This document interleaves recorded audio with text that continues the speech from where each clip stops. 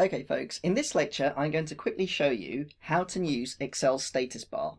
Now this status bar is really handy because it enables you to see really quick information and aid your productivity. Now the status bar sits here at the bottom of the Excel application, and you access it by hovering over it and just right clicking. So this is in terms of customizing the status bar. Now basically what it does is for every tick you've got here for these categories, it will display information relevant to that category.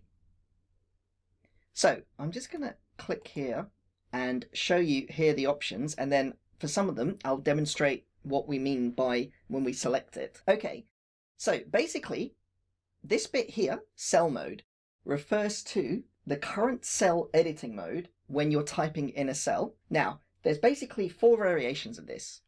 When you've just got a cell selected, you get this word displayed in ready mode. When you click into a cell, this changes to enter, and this basically tells you that you're ready to enter into a cell. Now, if you've already got something typed in, for example, hello, and you double click in, this changes to edit because it signifies that you're in edit mode. In other words, you want to edit the cell, what's in it. Finally, the last mode this bit will display is basically called point. Now this will happen in Excel when you type a formula and you wish to reference other cells. So let's say I've got 45 here and 45 here, and I wish to do the sum of those two numbers. If I press equals sum, open bracket, and then if I select this cell here, you can see this changes to point. So basically this is indicating that we're pointing to another cell. There. Okay, so moving on, this option here, flash fill blank cells, basically indicates the number of cells that are left blank after you perform a flash fill operation. Similarly, the next option, which is flash fill chain cells, basically indicates the number of cells that you actually filled in when you did flash fill. This option here, signatures, basically indicates if an active workbook has been digitally signed. The next option, information management policy, indicates any information type policies that have been used to restrict permission to the actual workbook you're opening. Now, this is often used in the corporate sector where you've got workbooks of a corporate nature and they have to be restricted for various reasons of confidentiality. The next option, permissions, basically, again, shows you the permissions that have been given to the actual workbook. Now, again, this is more in a corporate context, and it will basically only show when your document access has been restricted. Now, you might notice also we've got these indicators here off and on, and these basically tell you in a first instance if something is off or on. So in this case, for example, we got caps lock. Now again, this will tell us basically on our keyboard if we got the caps lock button turned on. So this is quite useful if, for example, you've got a keyboard which doesn't have a light to indicate when the caps lock is on. So in this case it's off, but what I'm going to do is turn it on. There. So you see that, folks? Caps lock is showing here.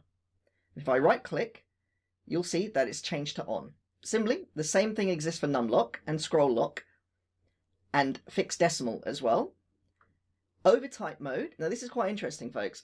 Basically, when you edit a cell, if you basically enable overtype mode, this will show you. Now this is quite handy because sometimes you can accidentally enable overtype mode and it doesn't always lead to a good result. Now this option here, end mode, basically indicates that your end key was pressed to activate the end mode. So this is your end key on your keyboard basically. The next option here, now this is for VBA in terms of when you can actually use the macro recorder. You need it sometimes an indicator to tell you that it's recording. So basically the macro recorder is a way that you can use to automate basic tasks in Excel by basically turning it on, recording what you want to do, and then saving it.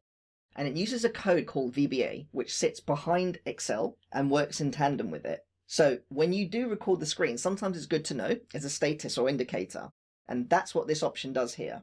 If you tick it, it will show you when you're actually recording. Okay, now this mode here, selection mode, I personally don't use it, but there is a use for it. And what this means is sometimes in Excel, when you want to select more than one cell, whether it's in a group of cells or whether it's a non-adjacent cell. This will indicate that you're doing it. Now, to activate this, you have to press F8 on a cell. If you want to select adjacent cells, or if you want non-adjacent cells, you press Shift and F8.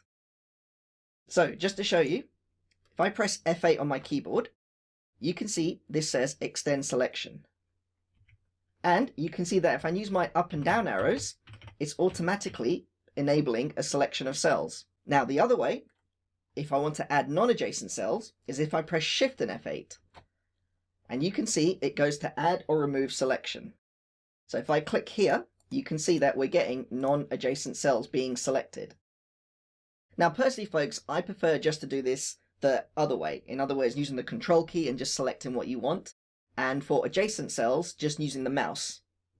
But this option exists if you want it. Okay, now, the next one, page number, basically indicates the worksheet page that you're on.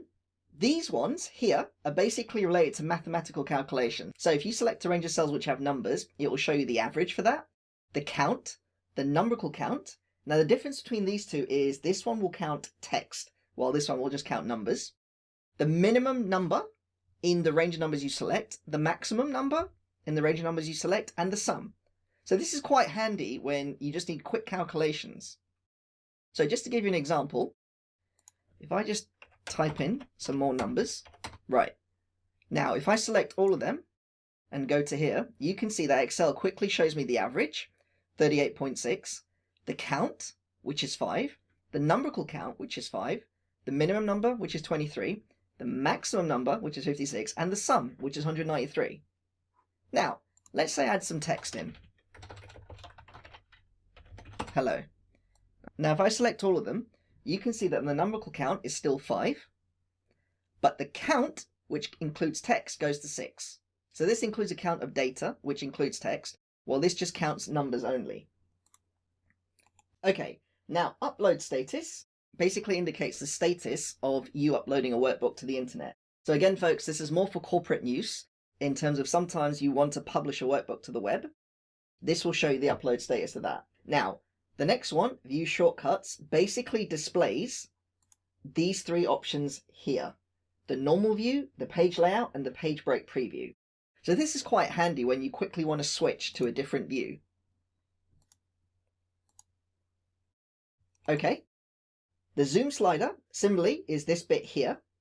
And when you click it, it basically enables you to really quickly increase the zoom level of a worksheet or decrease. And zoom basically displays the zoom level at which you've got your sheet set to. Okay, so that was a real quick one, folks, but it's just to show you the handiness of the status bar.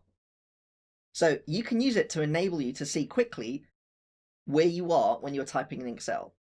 So in this case, I've got this cell selected here. So I've got the ready mode. I've got numlock on and I've got caps lock off. So what I find is basically the most handiest things of this status bar for the everyday user are these options here. So make sure you got them ticked. This option here, page number, all these options here, these three here, and these options here as well. And you can do this one as well if you find it helps. Okay, so that concludes this lecture. Thank you for listening and watching. If there are any questions or queries, please feel free to reach out.